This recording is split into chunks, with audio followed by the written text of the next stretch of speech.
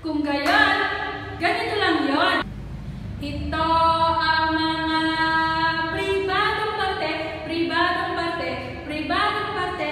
Ito ang mga pribadong parte na di dapat makita, di dapat hawakan, di dapat galawin. Kapag hinawakan mo ito,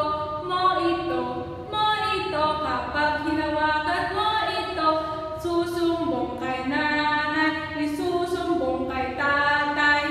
Maaari ba kayong tumayo at ulitin ang aking ginawa?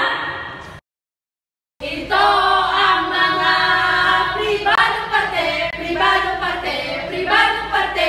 Ito ang mga pribadong parte na di dapat makita, di dapat hawakan, di dapat galawin. Kapag hinawakan mo ito, kapag hinawakan mo ito, isusumbong kay nanay, isusumbong kay tatay. Ngayon naman ay maglalaro tayo. Gusto niyo ba yon? Ang tawag sa laro ito ay tukuyin ang bahagi. Kapag sinabi ko na hawakan ninyo ang bahagi ng katawan, hawakan nyo agad ito. Handa na ba kayo? Tara na! Maghanda! Hawakan ninyo ang inyong ulo. Sunod naman ang inyong ilong. Ituro nyo naman sa akin kung saan ang inyong mata.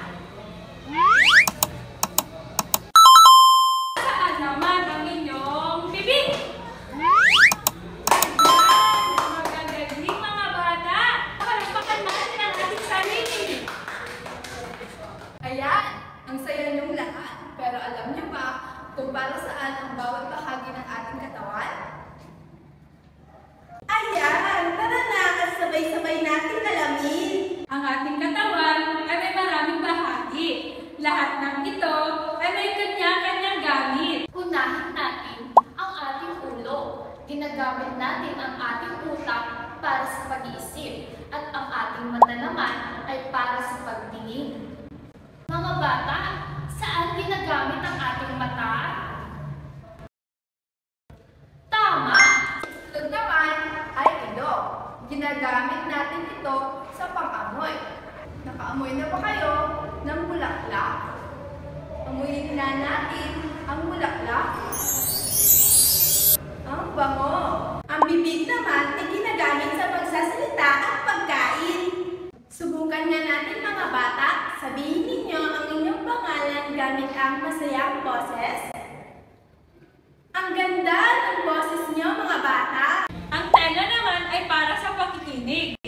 Kaya, lagi tayong makinig sa ating magulang at sa ating guro.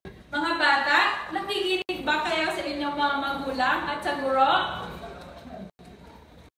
Ayan, talaga namang ang babait ninyo. Ang balikat, kamay at braso ay ginagamit sa paggawa at pagkuha ng bagay. Kayo naman, paano nyo ginagamit ang inyong mga kamay? Tama! Sa pagsusulat at paglalaro. At syempre, ang tuhod, paa, ay ginagamit sa paglalakad, pagtakbo, at pagsasayaw. Kaya tandaan mga bata, bawat bahagi ng ating katawan ay mahalaga, kaya dapat itong alagaan. Ayan! Naunawaan niyo ba ang aming talakayan?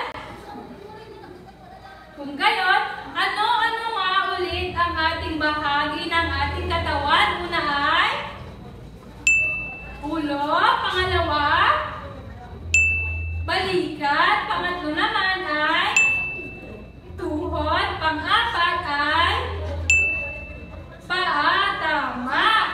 Saan naman ginagamit ang ating mga mata? Sa mahusay. Paano naman natin aalagaan ang ating mga katawan? Dapat tayo ay maligo. Ayan. Tama!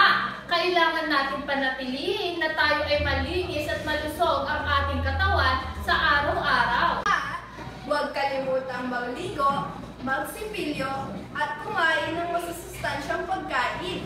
At syempre, magpasalamat sa Diyos sa katawan na ipinagkaloob sa atin. Maraming salamat!